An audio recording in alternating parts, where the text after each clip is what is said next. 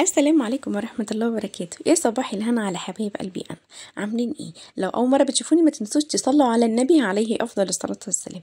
الأكلة دي معانا بصوا حلوة جدا جدا جدا. هتشوفوا طريقتها، بس قبل ما نشوف طريقتها ما تنسينيش في المتابعة يا حبيبة قلبي، وما تنسيش تصلي على النبي وتدوسيلي اللايك الجميل بتاعك. بصي بقى، في الشتاء تتاكل، في الصيف تتاكل. الأكلة الشعبية اللي محدش بيقدر يستغنى عنها. مش عارفة انتوا تعرفوها ولا لأ، كتير منكم جدا ما يعرفوهاش، بس لو عرفتوها مش هتبطلوا تاكلوها. جميلة قوي. بصوا هنا جبنا وحديتين، تلات، يعني ايه، شفتوا الكيش كده؟ هاتي 2 3 على حسب انتي الكمية اللي انت هتعمليها. تمام، انا كان عندي 4 وحدات كده. ده اسمه كشك صعيدي، بيتجاب من الفلاحين، من العطار، من اي مكان انت عايزه تجيبيه. بعد كده حطيت لهم نص كوبايه ميه دافيه يا دوبك، بس فكوا كده معايا شويه، هو بيبقى متجمد زي انتي ما شايفاه، يا دوبك فكوا بس معايا شويه. وبعد كده رحت مصفيه كويس بالمصفى، ورحت حطاه في قلب طاسه سخنه، خدته تشويحتين.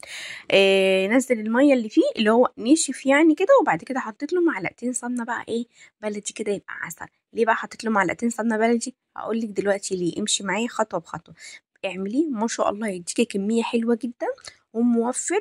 وعلى فكرة صحي جدا. هو اسمه كشك الصعيدي، في ناس بتعمله بطماطم وفي ناس بتعمله زي انا ما بعمله كده، بس هو جميل وطعمه اجمل بصراحة. انا اول مرة اجربه ومش هتبقى اخر مرة ان شاء الله، عشان كده بنصحك بيه تجربيه. طعمه حلو جدا، تحسوا ان هو طعمه يعني غريب كده اول مرة تدوقيه. جربيه ومش هتندمي. بصي حطيت انا عليه 4 بيضات، على حسب ايه، على حسب الكميه اللي معايا. انت عايزه تكتري البيض كتري. وحطيت عليه، انا اول ما بنزل البيض لازم انزل بايه، بربع معلقه فلفل اسمر كده، عشان خاطر بس ايه، ما يبقاش فيه زفاره بيض. وحطيت نص معلقه ملح وقلبت كويس. هو ما بياخدش اصلا دقيقتين على النار، ما بيكملش دقيقتين اصلا.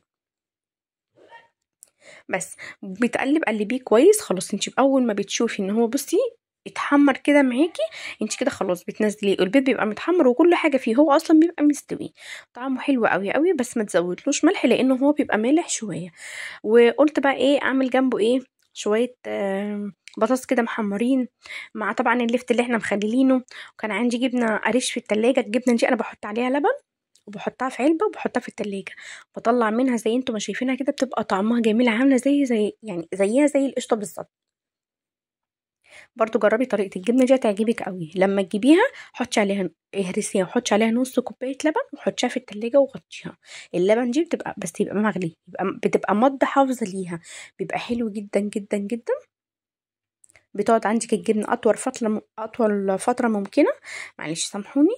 وبيبقى جميل. جربوها برضو وقولي ايه، قولي في التعليقات.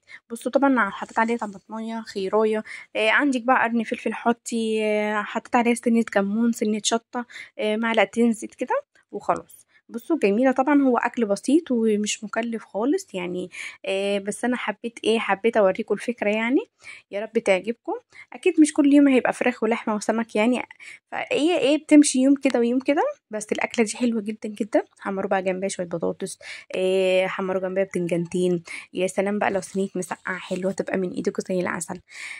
لو اول مره بتشوفيني ما تنسونيش في المتابعه فضلا وليس امرا واللايك.